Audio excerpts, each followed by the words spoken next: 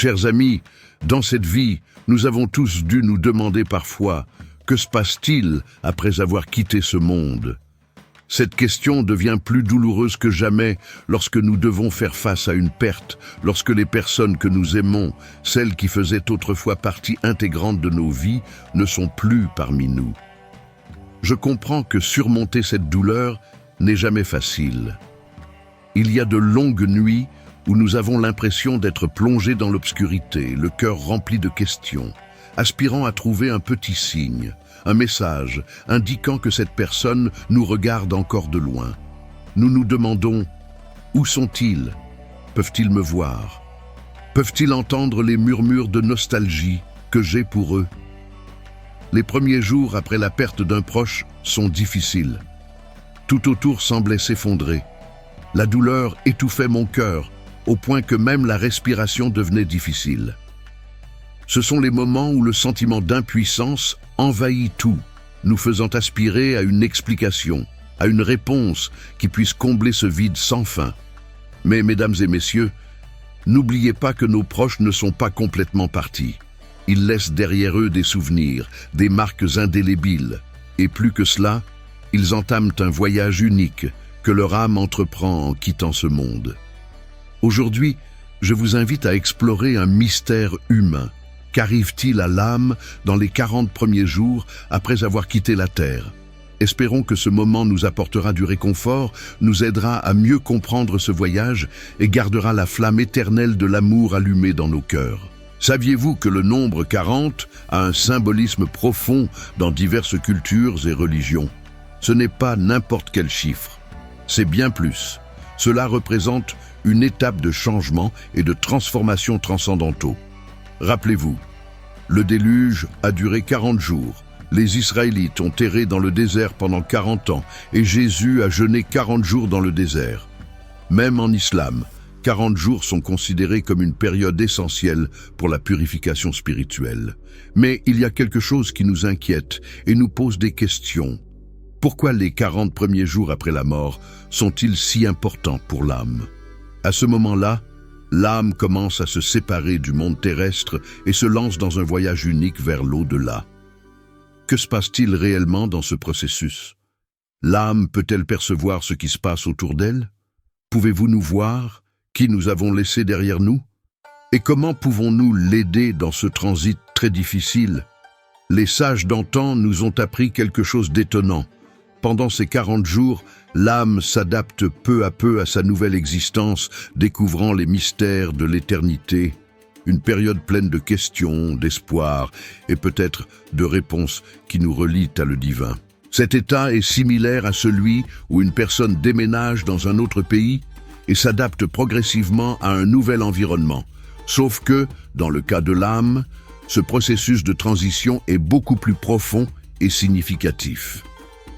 Au cours de cette étape, l'âme passe par différentes phases, chacune ayant sa propre signification et son objectif particulier. Les 3 premiers jours après la mort physique sont les plus importants et les plus difficiles pour l'âme. Durant cette période, l'âme reste très proche du monde physique et de son corps. Imaginez quelqu'un qui meurt subitement et qui, au réveil, se retrouve en état d'apesanteur. L'âme vit quelque chose de similaire lorsqu'elle réalise qu'elle n'est plus connectée à son corps matériel. Durant ces 3 premiers jours, l'âme reste généralement près de chez elle et peut retrouver ses proches, écouter leurs conversations et ressentir leur tristesse. Pour cette raison, selon la tradition slave, une fenêtre est laissée entr'ouverte et une bougie est allumée pour aider l'âme à s'orienter. Dans certaines cultures orientales, on évite de se couvrir de miroirs afin que l'âme puisse se voir dans son nouvel état.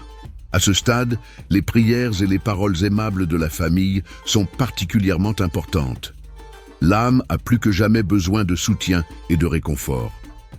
De nombreuses personnes rapportent que pendant les 3 premiers jours, elles ressentent intensément la présence de leurs proches décédés.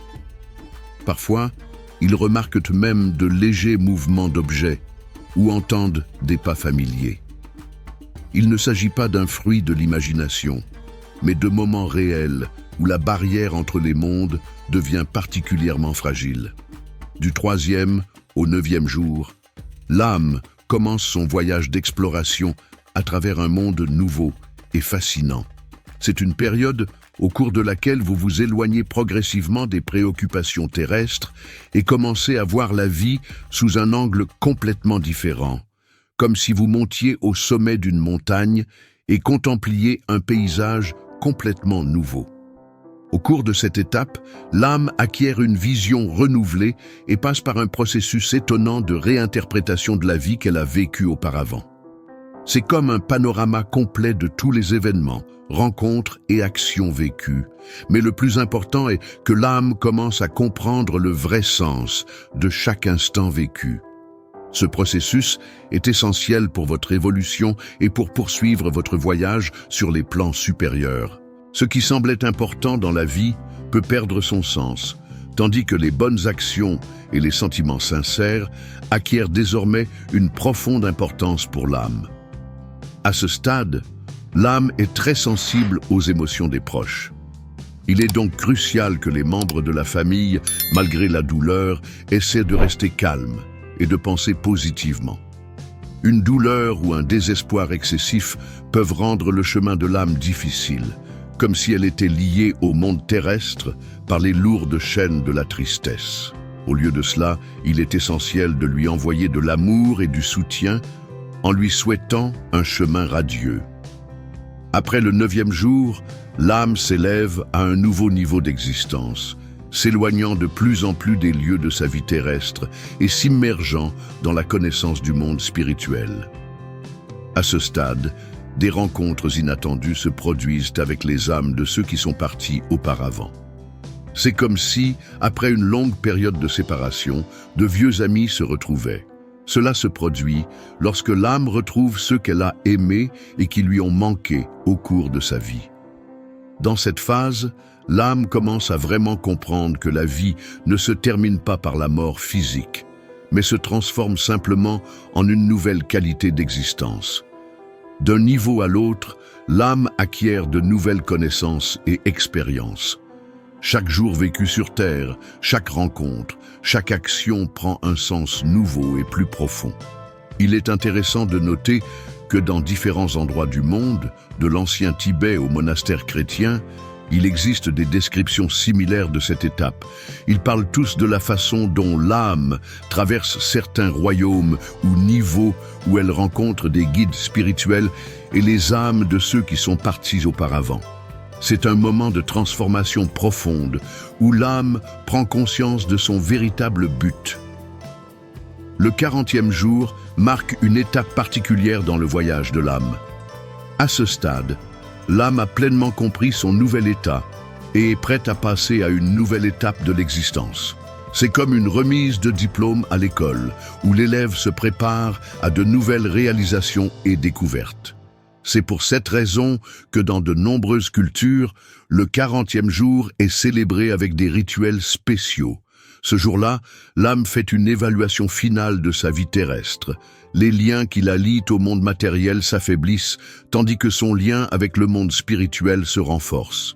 Il ne ressent plus la confusion des premiers jours, après la transition. Contemplez maintenant avec calme et amour ceux qui restent sur terre.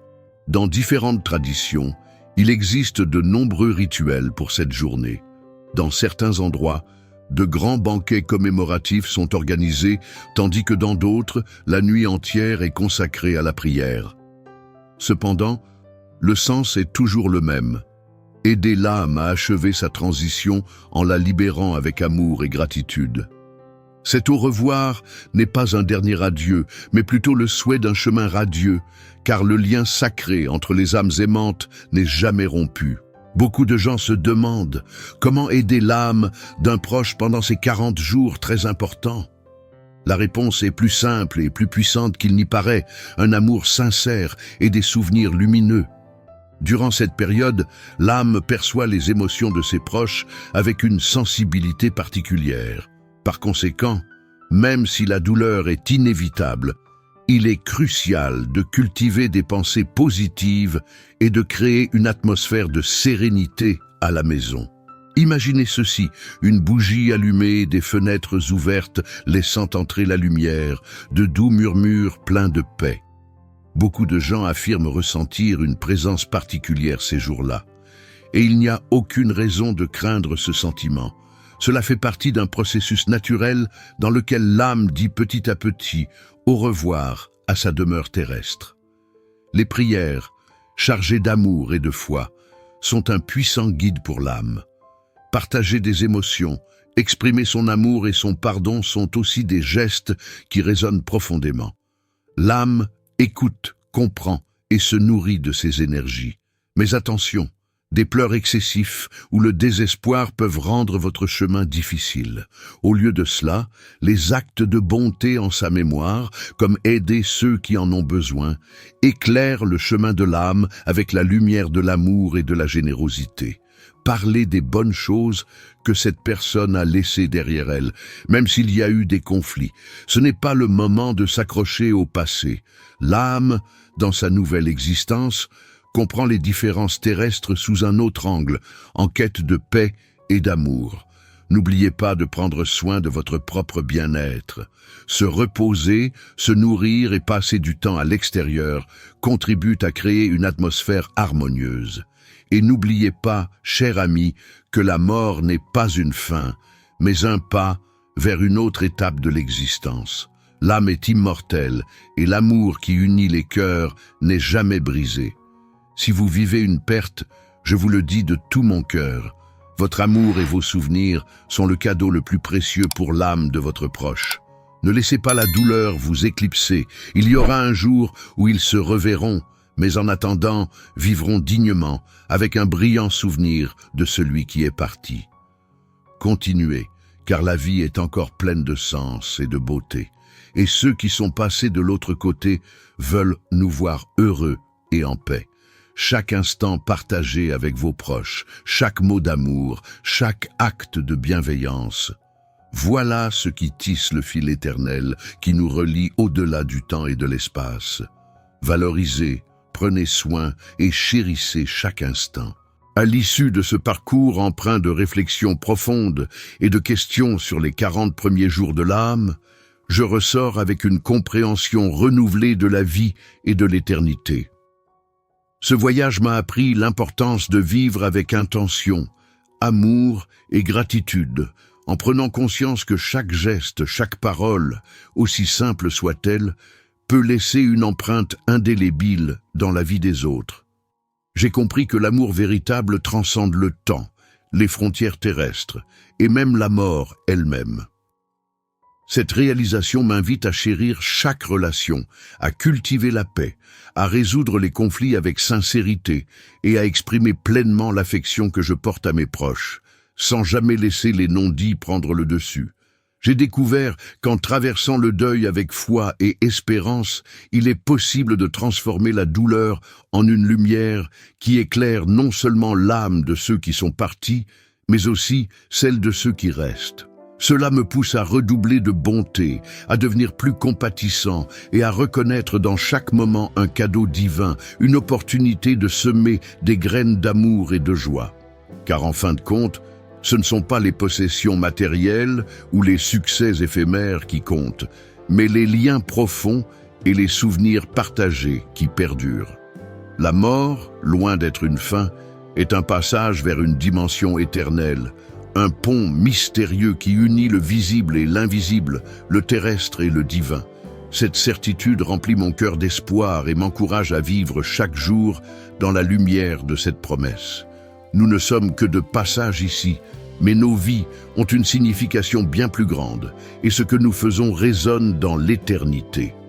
Avec cette foi renouvelée, je veux offrir une prière pour conclure cette réflexion. Seigneur, infiniment bon, en ces instants de méditation et d'adieu, nous venons à toi avec humilité et foi. Nous te demandons de poser ton regard aimant sur les âmes qui ont quitté ce monde. Entoure-les de ta lumière éternelle, accorde-leur ta paix infinie et guide-les avec tendresse vers ta présence divine. Seigneur, remplis nos cœurs de consolation, de force et de courage, afin que nous puissions avancer avec confiance dans l'attente du jour béni où nous serons tous réunis dans ta gloire céleste. Aide-nous à vivre avec amour, à servir avec joie et à marcher chaque jour dans la lumière de ton espérance. Amen.